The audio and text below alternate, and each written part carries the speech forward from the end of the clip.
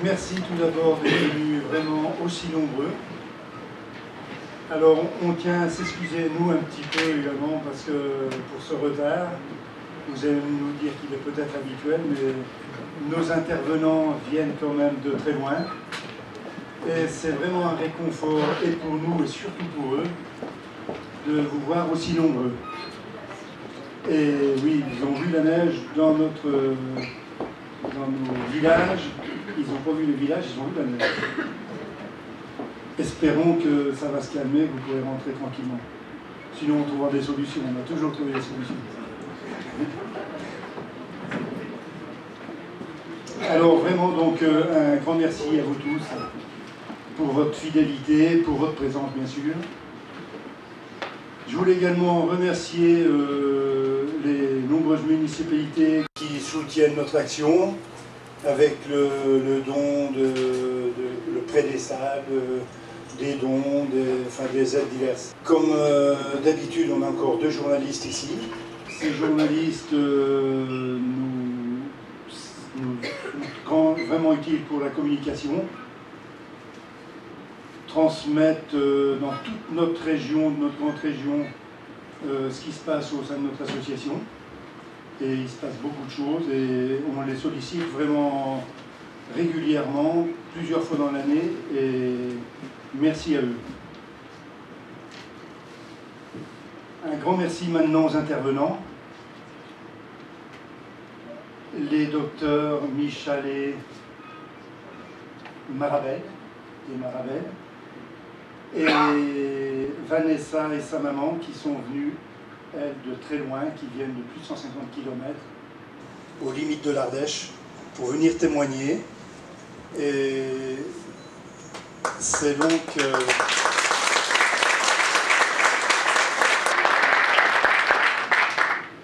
c'est gentil parce que elles vont nous présenter la réussite qui existe. La lutte sert et elles en sont un bel exemple. Je ne sais pas si Eugène est par là. Voilà. C'est le maire de notre commune. Et tu voudrais peut-être dire un mot, hein, pour accueillir...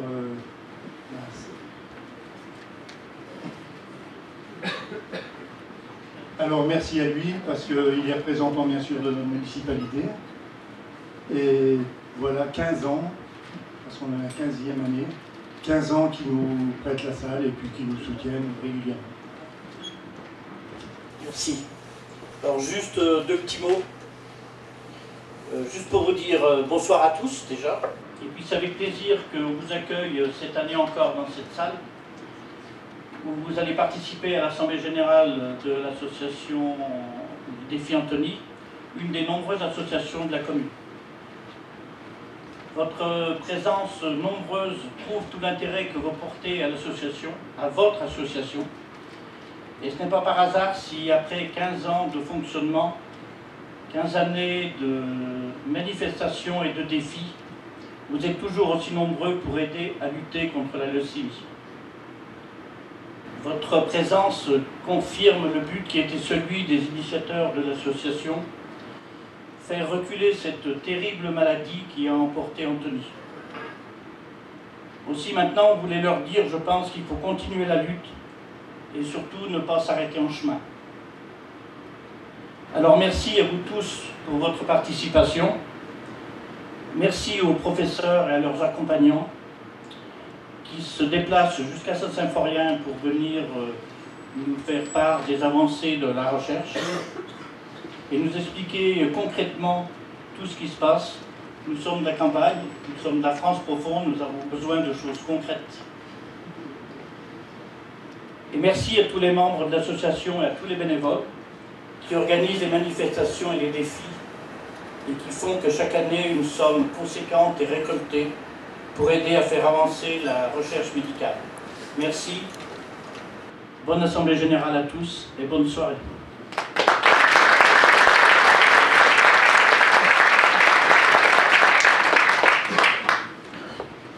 Voilà, Eugène parlait de choses concrètes. On va voir un petit peu tout ce qui se passe dans les hôpitaux, toute l'évolution des qualités de soins qu'on peut avoir. On a été invité il y a très peu de temps à la visite du nouveau service du professeur Michalet, qui est maintenant aux hôpitaux. Très heureux de me retrouver avec vous lors de notre assemblée générale annuelle, où on partage ces moments indéfinissables qui sont entre la ferveur et puis l'émotion. Chaque fois que je prépare ce petit discours d'introduction de cette assemblée, je me dis toujours, mais qu'est-ce que je vais leur dire aujourd'hui? Ce n'est pas que je ne sais pas ce dont je vais parler, mais c'est tellement vaste, il y a tellement de choses à dire.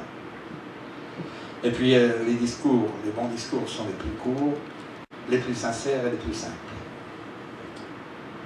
C'est également le langage des professeurs qui viennent nous voir chaque année pour nous transmettre avec des mots compréhensibles aux novices que nous sommes, et ce n'est pas toujours facile pour eux, l'explication des différentes avancées de la recherche. Simplicité, modestie, ne sont-ils pas les maîtres mots qui font que nous avançons, que nous avons toujours envie de continuer à produire des efforts pour aider à vaincre ce cancer du sang? De nouveaux moyens ont été mis en service, Claude en a parlé, au service de la recherche. Le professeur Michalet nous parlera tout à l'heure du nouveau pavillon neuf, construit aux hôpitaux sud à Lyon, pavillon Marcel Bérard, pour le service qu'elle dirige. Un des services les plus modernes et les plus performants au niveau européen. Pour nous, bien entendu, cela renforce encore nos ambitions, et je mets entre parenthèses en toute simplicité, et notre optimisme. Simplicité également vis-à-vis des malades qui souffrent, et avec eux, d'une autre façon, leur famille. Personnellement, j'avais eu des contacts pratiquement quotidiens par téléphone avec Anthony quand il était à l'hôpital Edorio, mais je pense que j'aurais pu avoir plus de contacts aussi avec ses parents à ce moment-là, car les familles ont bien besoin de soutien dans ces occasions. Et eux, les malades, comment sont-ils? Se sont-ils dépossédés de leur propre volonté? Mais là encore, on peut faire confiance à l'ensemble des services des professeurs Michalet et professeur Bertrand. Ce sont eux que nous connaissons, bien sûr. Pour que malade ait sa part dans sa volonté de guérir, mais en dehors de cela, ont-ils plus de contact avec d'autres malades qu'avec les autres? Ont-ils un besoin de se réfugier? Éprouvent-ils de grandes difficultés? Sortir la tête de ce carcan qui les met en quelque sorte à l'écart du quotidien. Je crois que Vanessa, qui est là, pourra peut-être nous en parler tout à l'heure. Merci de m'avoir écouté. Claude, je vais donner.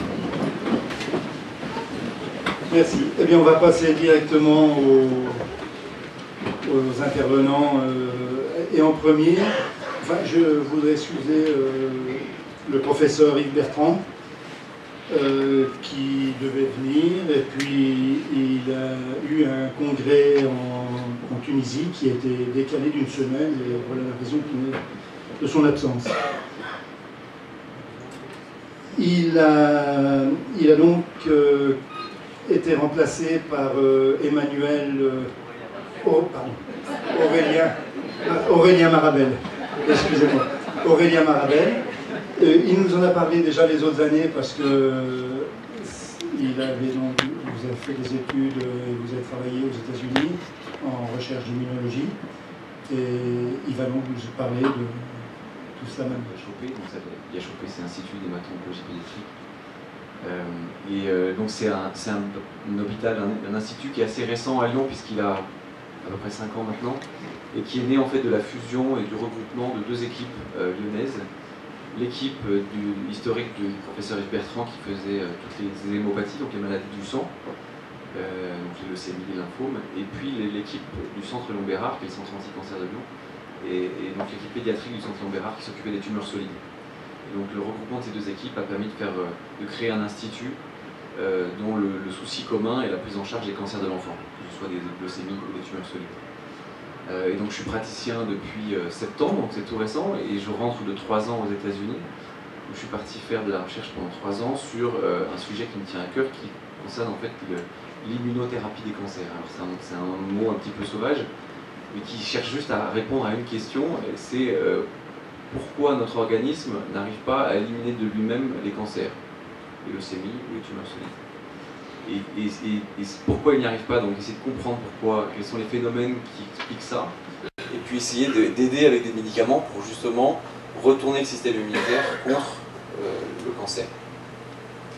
Et il y a énormément de bonnes nouvelles qui arrivent en ce moment. La recherche a fait d'énormes progrès depuis les 10 dernières années, parce qu'on a réussi à identifier des molécules, des acteurs du système immunitaire qui jouent le rôle de la tolérance. Et on se rend compte aujourd'hui qu'en fait les cancers et les leucémies arrivent à grandir, à proliférer, à se multiplier dans un corps, parce qu'ils arrivent à tromper le système immunitaire en fait. Ils arrivent à montrer au système immunitaire des passeports, si vous voulez, comme si vous étiez à la douane, ils montrent un passeport et donc le système immunitaire dit oh, il est en règle, il peut passer, il peut circuler. Et donc en fait détourne nos modes de surveillance et de contrôle. Et ce qui est très intéressant, c'est qu'on peut aujourd'hui, avec des nouvelles thérapies, avec des anticorps qui ont été dédiés et designés exprès pour aller cibler ces différentes molécules qui jouent un rôle dans la tolérance, on arrive à casser la tolérance de la tumeur et à retourner le système immunitaire contre le cancer. Donc ça c'est quelque chose qui est très prometteur.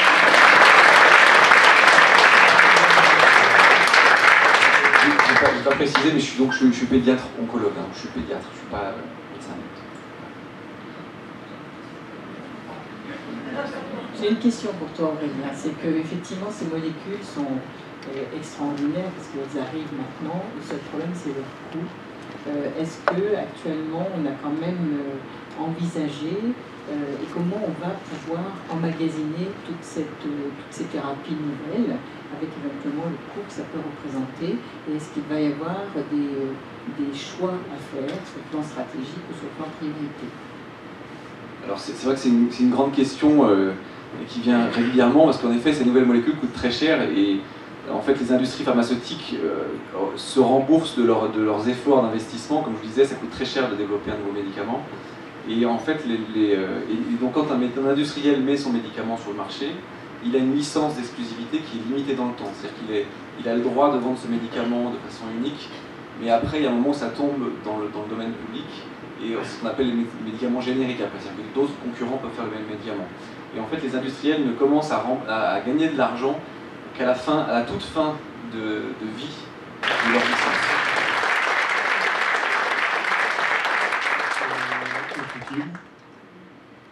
Et qu'il est donc important de continuer dans nos efforts. Ce sera maintenant Madame Michalet qui va prendre la parole et qui sera suivie ensuite à vous présenter Vanessa, qu'elle connaît bien. D'accord, merci beaucoup. Donc je suis encore de nouveau très heureuse d'être avec vous. Et je vous répète ce que vous a dit un peu Aurélien, c'est-à-dire que, comme je le dis chaque année, vous continuez à être nos partenaires et nos collaborateurs, et notamment à accompagner toute cette recherche clinique. Ça, vous le savez, je vous le dis chaque fois, mais je vous le répète, et je vous le répéterai, j'espère encore de nombreuses années, parce que vous êtes avec nous et vous faites progresser cette possibilité d'acquérir ces nouvelles molécules et donc de pouvoir donc, justement les offrir aux patients. Et vous savez combien c'est important, puisque quand on fait appel à ces nouvelles molécules, c'est que la maladie est arrivée à un stade où on n'arrive plus avec les thérapeutiques conventionnelles à obtenir la moindre réponse, et il n'y a pas de possibilité. Alors il y a donc des patients qui acceptent de participer aux essais phase 1 dont Aurélien a parlé, c'est-à-dire ces essais où on teste des molécules et où on ne connaît même pas la toxicité ni encore complètement l'efficacité. Néanmoins, ça donne un espoir merveilleux parce que c'est une possibilité alors qu'il n'y en avait plus. Alors le patient accepte ou pas de participer, mais c'est donc toujours en pleine transparence et en pleine connaissance. Et ça fait donc progresser terriblement les choses. Et ça permet à cette molécule d'arriver justement à ces phases 2, c'est-à-dire on est proche de l'utilisation complète de cette molécule. Et donc, l'essai phase 2 veut dire qu'on commence à bien comprendre et surtout à savoir quelle est son efficacité. Et vous avez entendu cette complémentarité maintenant de la maladie tumorale, la maladie cancéreuse, la maladie leucémique et du système immunitaire. Et là, c'est toute l'explication de l'allogreffe. Pourquoi on fait de l'allogreffe actuellement sur ces maladies où on a éventuellement d'autres possibilités thérapeutiques? C'est on arrive à l'indication d'allogreffe, puisque quand une maladie leucémique, par exemple, revient dans un organisme où justement on n'arrive pas, avec la chimiothérapie, à obtenir une réponse très durable dans le temps.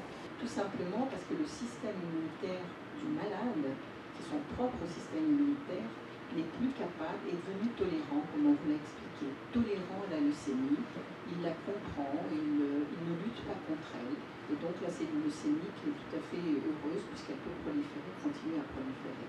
Et donc, soit on a une molécule suffisamment forte pour justement atteindre la maladie leucémique et le système immunitaire, pouvoir lui dire, bon maintenant il va falloir quand même que tu t'y mettes et que tu élimines cette cellule anormale, soit on n'y arrive pas, auquel cas on a besoin effectivement de faire appel à un système immunitaire nouveau, un système immunitaire d'un donneur qui lui ne connaît pas la maladie leucémique, et on va donc l'introduire dans l'organisme receveur, dans celui qui va recevoir la moelle de quelqu'un d'autre.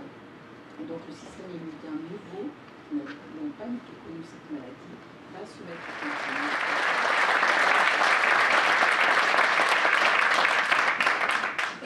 Je voulais vous remercier d'être là ce soir. Je suis un petit peu émue, parce que c'est que ma 3e intervention devant du public. Alors ce soir, c'est vraiment un public hyper nombreux, alors je suis encore plus impressionnée. Donc merci à vous d'être venus. Donc, je me présente, je m'appelle Vanessa, je vais avoir 32 ans dans quelques jours. Et dans quelques jours, je vais fêter mon 16e mois de greffe, après 17 ans d'attente. Alors, j'entendais...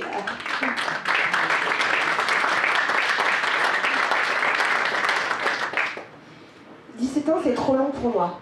Aujourd'hui, je suis révoltée, offusquée par tout ce que j'entends. On se mobilise pour plein de choses en France, mais pas pour le don et la greffe de moelle osseuse. Moi, j'ai la chance aujourd'hui d'être là avec vous parce que j'ai un donneur, un généreux donneur allemand qui s'est inscrit, je ne sais depuis combien d'années, ça je ne le saurai jamais.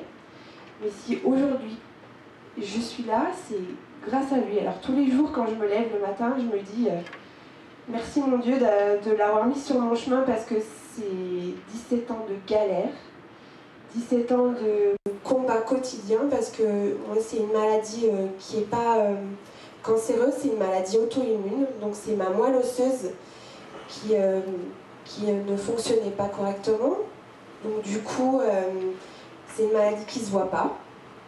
Une maladie qui entraîne parfois des biens, parfois des pas bien, parfois des hauts, parfois des bas. Alors moi, c'était très très souvent des hauts parce que j'ai une foi en la vie qui est immense. Après ma maman, on pourra vous le dire, hein, je me suis battue, j'avais 14 ans quand on m'a découvert ma maladie. Donc imaginez, en pleine crise d'adolescence, la catastrophe.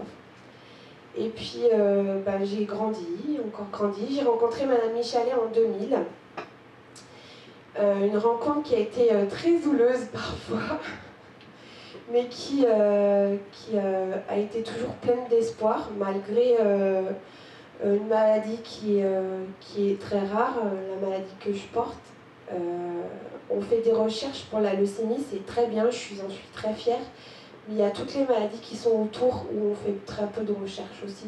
Aurélien m'a réconfortée parce que, en me disant voilà, il y a des nouvelles molécules qui arrivent. Alors moi, en 95, j'ai eu un traitement de cheval, voilà, et j'ai eu le même en 2002. Alors imaginez la frustration de vous dire, entre 95 et 2002, il n'y a pas eu d'évolution du tout.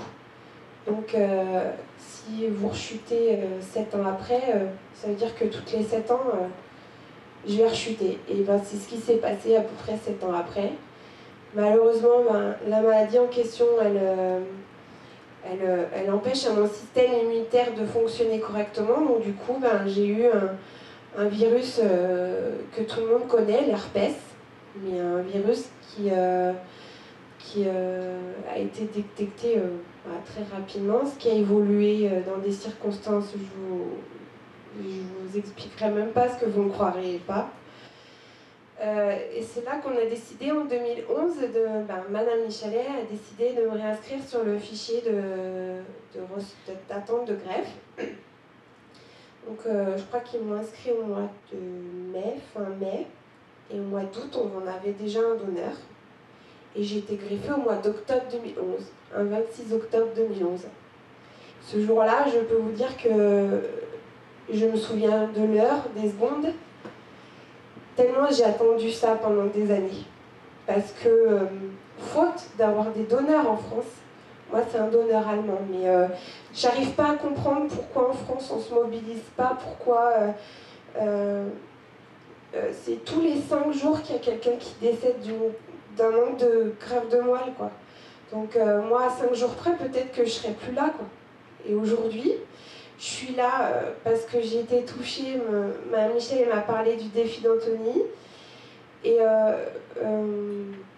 je me suis tout de suite reconnue de mes parents aux parents d'Anthony. Parce qu'ils ont une foi en la vie comme nous, on a une foi dans la vie. Et cette foi-là, moi j'ai envie de m'associer à leur combat parce que je ne peux pas rester insensible à ce manque de communication qu'on peut avoir et ce manque de tout. Moi aujourd'hui, je suis en vie. Anthony n'est pas en vie, mais moi je sais que d'où il est, il vous soutient un maximum et qu'il vous pousse dans tout ça. Moi je sais que si ça m'était arrivé, si mes parents m'avaient perdu, je pense qu'ils seraient dans le même combat que monsieur et madame Vernet. Et moi je leur dois le plus beau des cadeaux, c'est d'être là aujourd'hui. J'ai peut-être fait 150 km, j'ai peut-être travaillé ce matin, mais c'est tellement important pour moi de voir tous ces sourires, tous ces regards sur moi.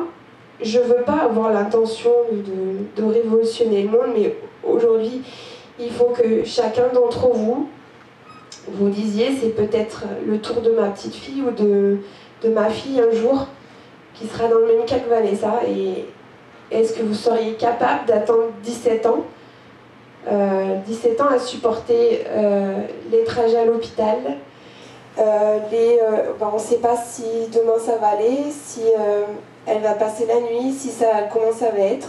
Est-ce que vous, en tant que parents, grands-parents, vous accepteriez tout ça pendant 17 ans?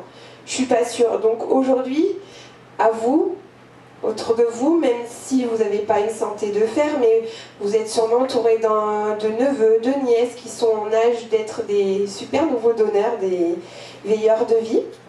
Alors, à vous, chaque jour, de vous dire, aujourd'hui, il faut que j'essaie de mobiliser quelqu'un pour qu'il s'inscrive, parce que 200 000 donneurs, c'est pas possible. C'est vraiment pas possible. Vous savez combien on est en France? On est 6 millions, 60 millions, donc 200 000 personnes. C'est... voilà. Moi, aujourd'hui, mon combat, il est là. C'est un nouveau combat. Mon combat contre la maladie, il a été dur pendant 17 ans, mais moi, c'est un nouveau combat que je commence et que je compte bien m'associer autour de plein de personnes que monsieur et madame Vernet sont. La première fois que j'ai appelé monsieur Vernet, nous avons passé 1h30 au téléphone. On ne se connaissait pas, j'avais l'impression de le connaître depuis des années déjà. Voilà, mon credo c'est la vie est belle, et apparemment c'est le leur aussi. Et si moi aujourd'hui je peux vous faire réagir en vous disant mais c'est injuste, elle a que 32 ans, pendant 17 ans elle a galéré, mais oui, mais là aujourd'hui je suis là grâce à un donneur, mais un donneur certes allemand, mais s'il n'avait pas été là, c'est clair que aujourd'hui je ne serais plus là. Donc aujourd'hui ma vie est belle parce que je suis en vie et que mon nouveau combat c'est de faire mobiliser toutes les personnes qui sont dans l'âge des donneurs Donc voilà, merci. Si je peux vous répondre aux questions sur n'importe quoi, je suis à votre écoute. Je pourrais vous répondre, vous savoir si j'ai souffert des traitements, comment se sont passées les chambres stériles, ça je peux vous le dire. Mais je pourrais parler pendant des heures parce que je suis une vraie pipelette. Hein. Donc sinon vous n'êtes pas couché, moi je suis pas rentrée, mais bon, je suis prête à répondre à toutes vos questions. Voilà.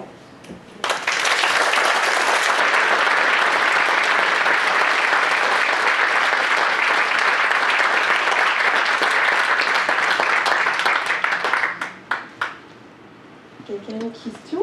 Même idiote, hein, parce que j'ai souffert de la chambre stérile. Je peux vous parler de la chambre stérile, si vous voulez. Du super nouveau service de Mme Michalet. Ça, je peux vous le dire, parce que moi, j'ai connu Édouard Herriot, les super chambres stériles d'Édouard Herriot. Le luxe, un bidet pour se laver pendant 7 semaines. Là, on avait la douche tous les jours, ça, c'est le cas. Et puis, franchement, une équipe médicale...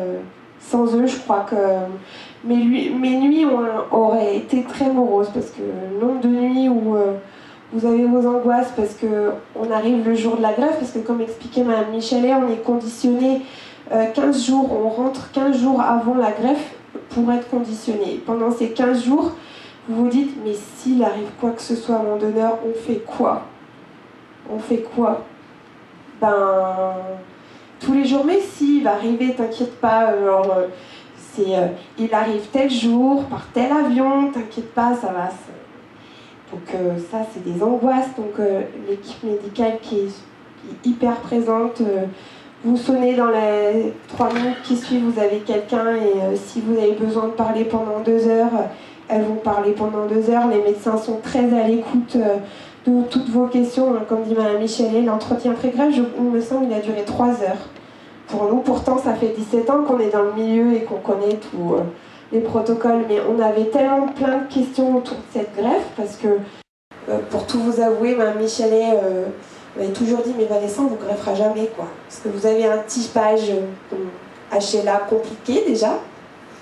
Et étant donné que j'ai quand même un certain nombre d'années, un traitement qui était lourd, j'étais beaucoup transfusée, avoir une greffe, c'était plus que compliqué. Sauf que là, j'avais plus le choix. C'était la greffe où je vais être dure, mais la mort, quoi.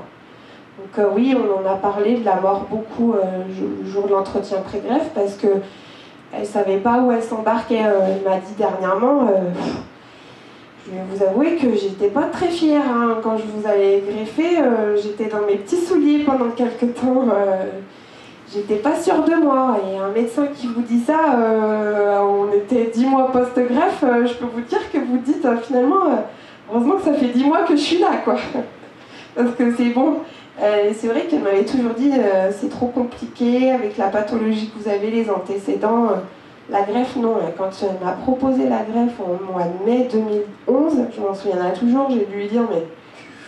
Non, Recette, vous n'êtes pas bien, hein, ça fait des années que vous me dites non, et puis là aujourd'hui, si, on n'a plus le choix. Je lui ai dit, non, il faut que je réfléchisse parce que là je peux pas prendre une décision. Ça a été compliqué pour moi de lui dire oui, c'est bon, on y va, parce qu'elle m'avait tellement baragouiné pendant des années, mais non, c'est pas possible. Et si, je lui ai fait confiance, et aujourd'hui, le résultat il est là, la vie est belle et la vie continue, quoi. Voilà.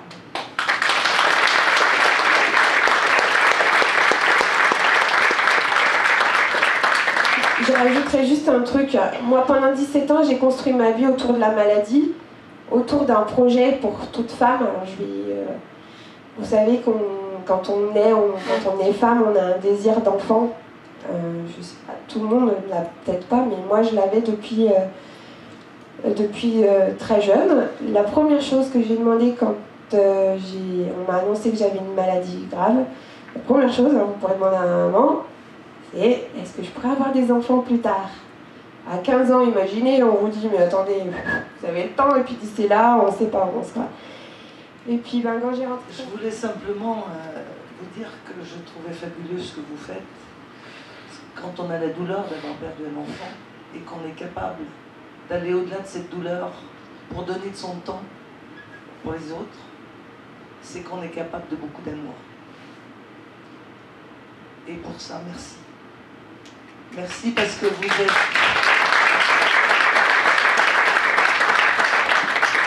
Ce sont des gens comme vous qui donnent à une assistance comme ces gens qui sont là autour de vous l'envie de faire quelque chose.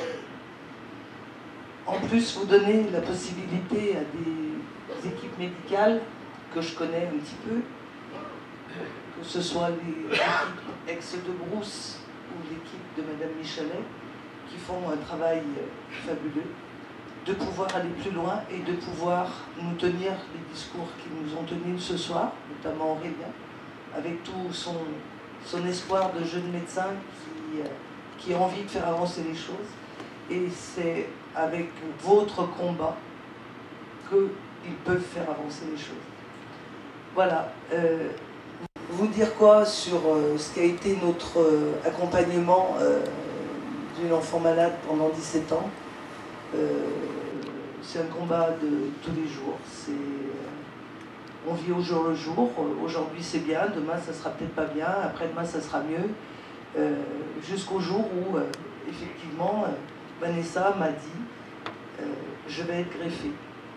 Alors dans ma petite tête de maman, j'avais vu des enfants greffés il y a 17 ans. Et franchement... Merci à vous. Merci à vous parce qu'ils sont tous... S'organisent, pensent, font des kilomètres.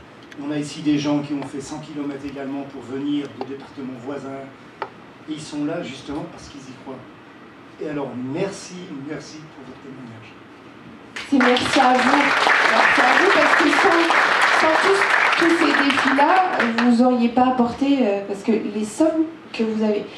Moi, j'ai fait un petit peu le tour parce que depuis 17 ans, j'ai beaucoup mis... je ne me suis pas plongée dans tout ça. J'ai été réfractaire à plein de choses. J'acceptais la maladie, mais je ne voulais pas tout ce qui entourait, je ne voulais pas. Aujourd'hui, je me suis plongée dans toutes ces associations qui font tout ça. Mme Michalet, depuis un certain nombre d'années, fait aussi partie de l'association Aval. Quand je vois les sommes que vous pouvez récolter, je me dis, mais c'est fabuleux, quoi. Des petits riens qui font des montagnes. Comme dit Aurélien, ils ont 1 milliard, c'est ça pour, ouais, un médicament 1 milliard 10 ans, 1 milliard. Vous imaginez, 1 milliard? Oui, donc moi quand je vois les sommes que vous avez récoltées depuis 15 ans, c'est hallucinant, quoi. Moi je me suis dit non mais ils se sont trompés sur le site, c'est pas possible parce que nous, par chez nous, on a des associations. Moi j'ai été pompier volontaire, donc j'ai aussi fait les concours de belote pour récupérer de l'argent, mais je me dis mais les gens, des fois dans certains coins ils sont radins, quoi. Et, non mais vous vous rendez compte non mais sérieux. Mais moi ça me... Quand j'allais faire les calendriers, que vous sauvez quand même des vies, vous faites ça sur votre temps, ben moi on vous donnait 5 centimes. Mais vous imaginez la honte, autant rien donner, quoi. Moi je leur disais, hein, franchement, gardez-les vos 5 centimes, moi je les veux pas, hein, je les mettrai de ma poche s'il faut, mais moi je sais que on a besoin de vous, nous les receveurs, quoi. Les receveurs, ils ont besoin de tous ces défis-là. Moi aujourd'hui, avant de venir, j'en avais parlé avec mon concubin qui s'appelle Anthony, comme votre fils. On s'est dit, cet été, on prend nos vacances pour aller faire le raid avec vous. Voilà.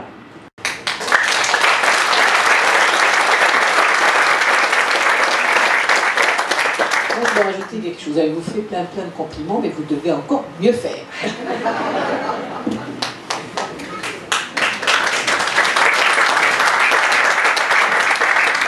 Avant de venir, j'en avais parlé avec mon concubin qui s'appelle Anthony, comme votre fils. On s'est dit, cet été, on prend nos vacances pour aller faire le raid avec vous. Voilà.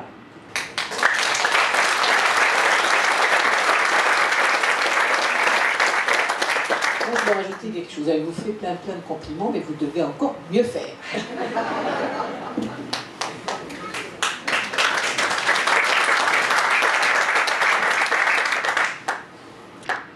Absolument, mais c'est vrai qu'on y pense et on y pense souvent.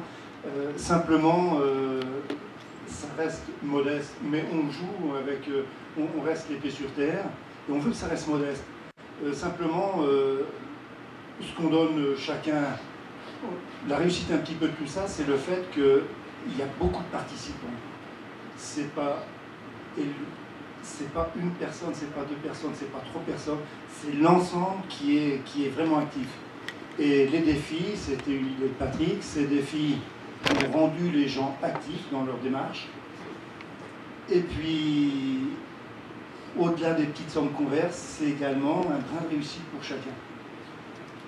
Et je pense que la vie, c'est également ça. On n'est pas tout le temps bon, mais une journée pas toute belle, mais une journée avec un sourire, c'est une journée gagnée, et même avec tous ces emmerdes. Et c'est vrai que vous êtes un beau sourire. Voilà, alors on va continuer, parce que les défis maintenant, on va faire voir un petit peu à nos intervenants ce qu'ils sont réellement. Et il y en a eu de nombreux, c'est vrai que c'est une année qui était assez prolifique, parce que je crois qu'on a eu une quinzaine de défis. Je ne vais pas tous les... On va les voir par un petit diaporama, qui sera un petit peu long, mais c'est tant mieux et dommage, mais tant mieux parce qu'il y a eu beaucoup de défis. Ils ne sont pas tous là parce qu'il y en a quelques-uns où il n'y a pas eu de photos ni de... Mais vous allez voir que ça bouge. Et, ça nous donne... et puis vous nous donnez envie de bouger. Voilà.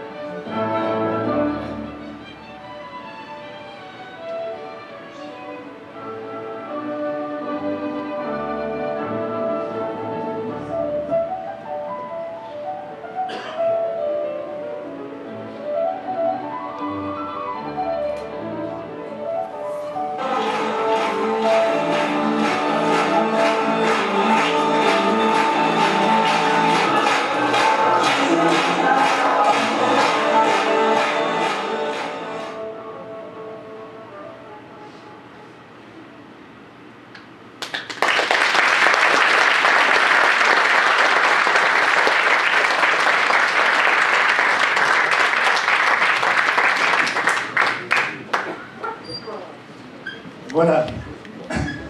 Excusez un petit peu la longueur, mais bon, je pense que ça méritait de remercier un petit peu tous les acteurs de tous ces défis.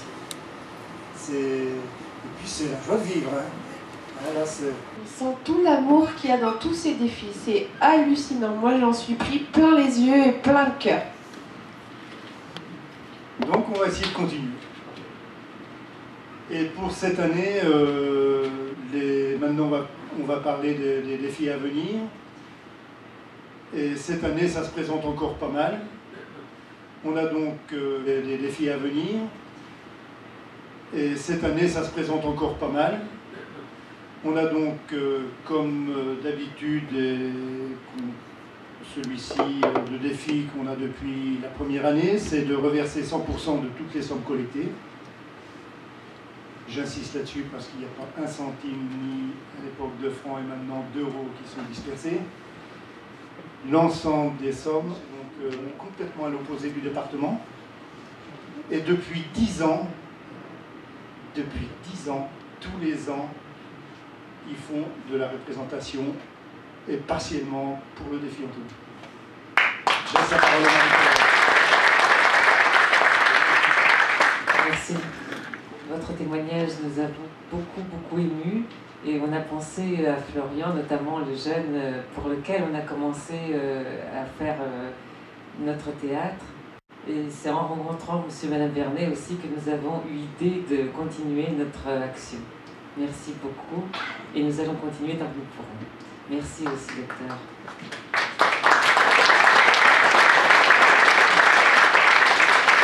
Merci à toute l'équipe, aux représentants qui sont ici, qui ont fait le déplacement malgré le temps qui... Voilà. Ils ont tiré 587 boules et ils ont fait 540 touchés. C'est des gens qui sont motivés, ils préparent les championnats d'Europe, championnats du monde en salle. Ils avaient que 14 jours. Film, ils nous font la joie de revenir le 14 juin à Chauffaille. Donc c'est la tentative mondiale du tir à l'œil lyonnaise qui revient, donc sous la coupelle du défi. C'est un spectacle à voir. 24 906,09 € en défi, dont le festival humanitaire de Villers pour 1762,88 €. D'un théâtre à l'autre de Muchy-Soudain, 2419 €. Le rideau sourd d'Étançoiroux, 1182 €. La maison familiale de la Clette, 60 €.